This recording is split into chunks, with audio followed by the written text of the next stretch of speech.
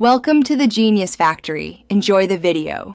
In this video, I will show you how to pair an Xbox One controller. This easy guide will help you connect your device quickly, whether to your console or a personal computer. First, ensure your controller has fresh batteries or is fully charged.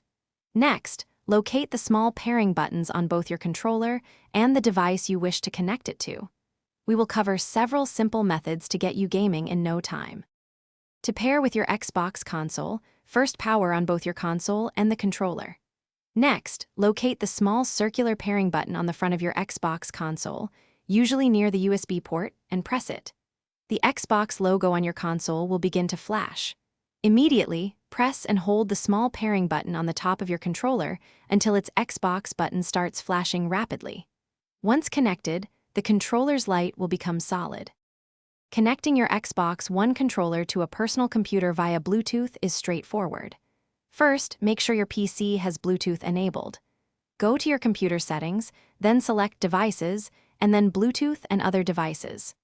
Click Add Bluetooth or Other Device and choose Bluetooth.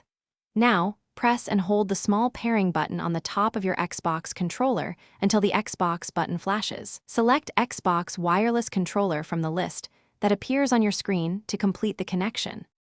For a wired connection to your personal computer, simply use a micro USB cable. Plug one end into the controller and the other into an available USB port on your PC. It should connect instantly. Alternatively, for a wireless connection without Bluetooth, use the Xbox wireless adapter for Windows. Plug the adapter into a USB port on your PC.